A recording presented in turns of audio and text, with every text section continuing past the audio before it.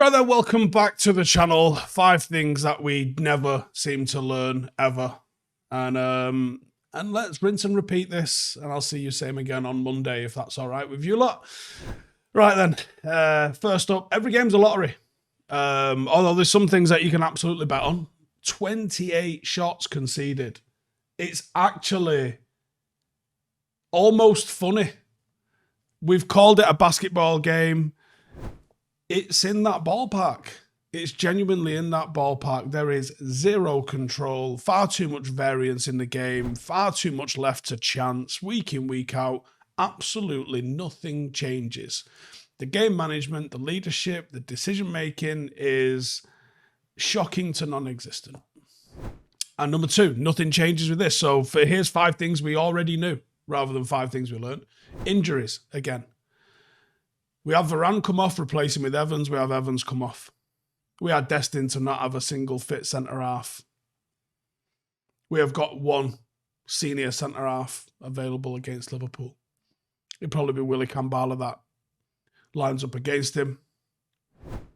And we are in full Murphy's Law. Anything that can go wrong has and will go wrong.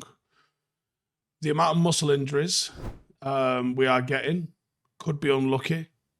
Could be an indictment on the intensity of training, could be an indictment on the medical team, could be an indictment on the players not looking after themselves. Because if anyone was going to get a muscle injury, surely Bruno Fernandes would have got a muscle injury. Why is he seemingly so bulletproof, never injured, gets the shit kicked out of him, plays every game, every minute? You know, that's something not discussed ever. You know, are these players doing everything that they can?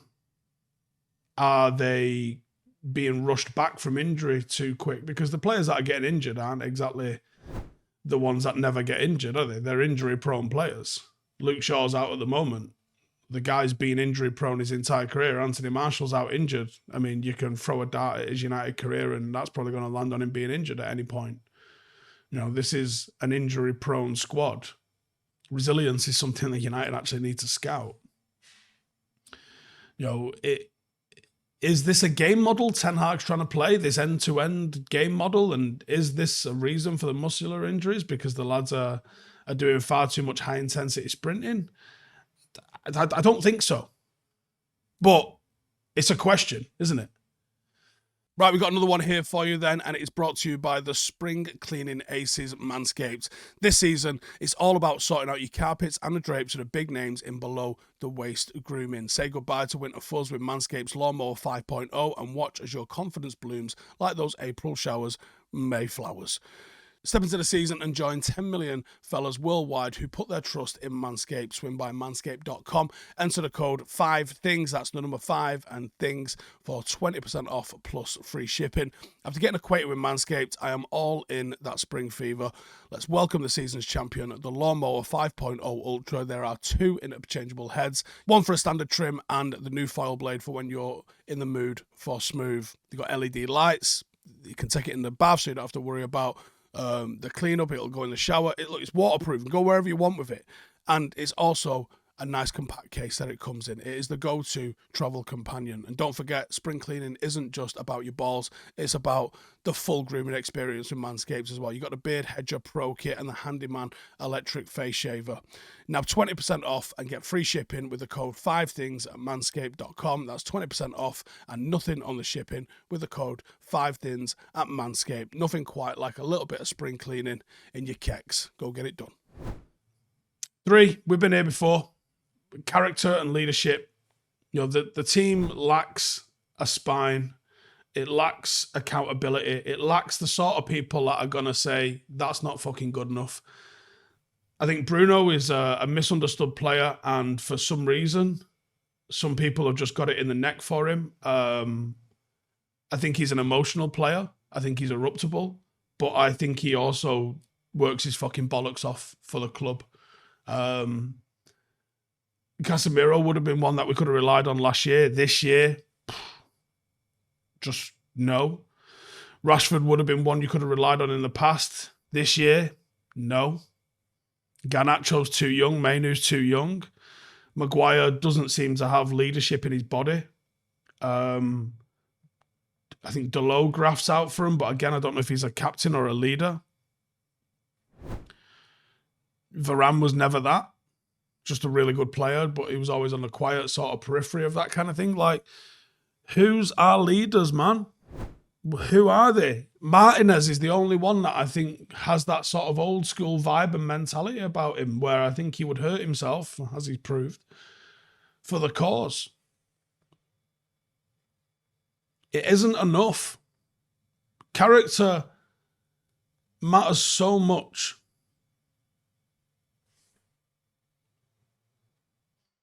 And there's a naivety to the way United play that I just can't understand why no one's fixed.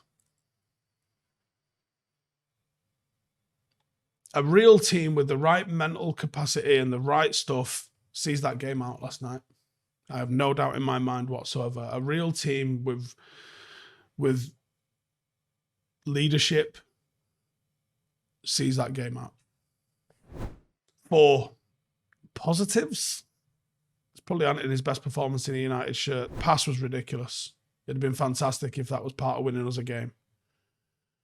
It'd have been fantastic for his confidence, because I actually think he needs it as well. Garnacho's brace was good. He was dangerous. I think it was the right time to take him off, and he did, because he ran his bollocks off.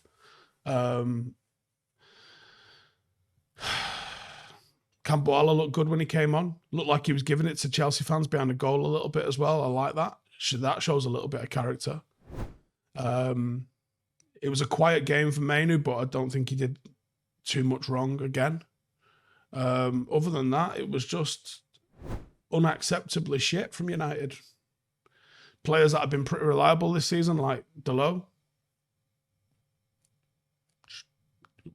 dropping clangers like that. I still think it was a dive. I've seen more angles of it this morning that convinced me it's a fucking dive. It's just this season, those things just haven't gone for United in the slightest, have they? And 5, I think the writing is on the wall for Erik ten Hag. The last 2 games where you've been winning in the 90th minute and somehow don't win those games, and then Liverpool are on the horizon, and yes, we had a good performance, genuine good performance, which we haven't had a lot of this season, and a great result against Liverpool in the FA Cup. But lightning rarely strikes twice, and cream often rises to the top. And John, when you say sometimes, if we played that game again, we'd win more or we would lose more. Like, it's a phrase that people use. 9 times out of 10, you replay that game, Liverpool winning that game, right? Well, guess what? We're replaying it again this weekend, and Liverpool are winning that game, because there is nothing in that United side that tells me they can go on and win that game. Ahmad wasn't banned. Still don't see him. There's personnel issues all over the show. Player performance issues all over the show. Is the manager putting these players in the position, or the players putting themselves in that position? You need control. I know Amrabat's been poor, but Jesus Christ, there is a low bar to get into the Manchester United side at the moment. Where's the opportunity for players like that can come on and help shore things up? You've got to find a way to win, not find a way to lose. And this team at the moment seems to really be about finding a way to lose. The worrying thing is Ten Hag isn't seemingly fixing things that have been there all season. And there's a couple of big ones. The cutbacks, like that compilation should be embarrassing. Like, that should be embarrassing for the individual players. I wouldn't just put it down to the coach as well. I would expect the players to be talking about it in training. I would expect them to be going, why is this happening? Or going seeking out the analysts, or even going asking the manager, Gaffer, have you seen this? We constantly get hit with these cutbacks. Is that what you want? It can't be what you want. And if it is what you want, then, right, well, that's indefensible because it's mental. Or the way that we're so open in midfield, is that what you want? Are we trying to press high for a reason? You think once we get all of our players back, it'll be fine? All right, we'll keep doing it. Is that what you want? We have to know. Because to me, it's inconceivable that the things that have been there since that fucking Wolves game are still there. Are we trying to concede 30 shots a game? Is that a tactic? Because when you start stacking together We concede 30 shots a game. We always concede goals from a cutback that no one seems to want to get in the way of. And there's this massive wide open space in the central midfield. Why? Like, I would almost relish the challenge of having a team that had such gaping obvious errors in it. It'd be fun to try and fix those. It'd be fun to get on the training ground and work out ways that you figure out those deficiencies.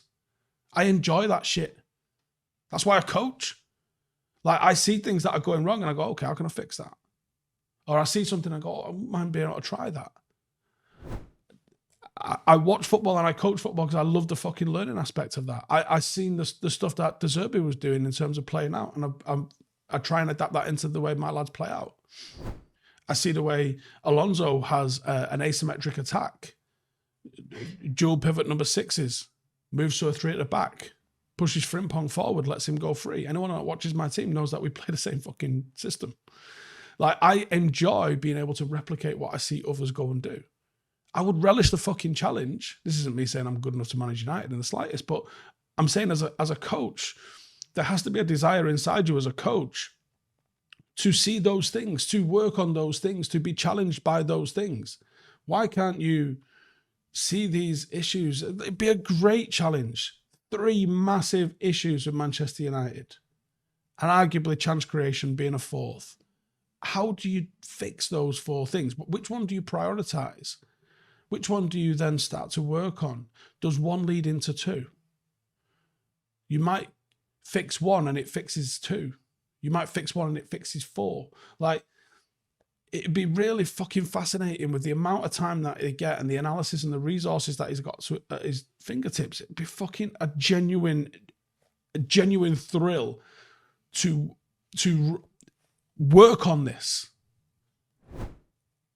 to game model it, to discuss it with the other coaches, to plan out some sessions, to extrapolate what the likely outcomes of those sessions would be, to compartmentalize that into boxes and drills that we can do that are going to enhance and develop those motor skills and understanding within the players, and then to take it out onto the pitch. Okay, can we do it 9v9? Can we do it 11v11 across a half pitch? Can we do it box to box? Can we do it 11v11? Get the 23s in. Let's run this against them. Okay, these are lads want you to press, lads want you to mid block, lads want you to low block. How does that work? Does that work? Does that do? Okay, fine. Fantastic. That would be such a fucking thrill to work on those things, that it worries me that we don't have seemingly a coach that is learning from things that have been there for 9 months.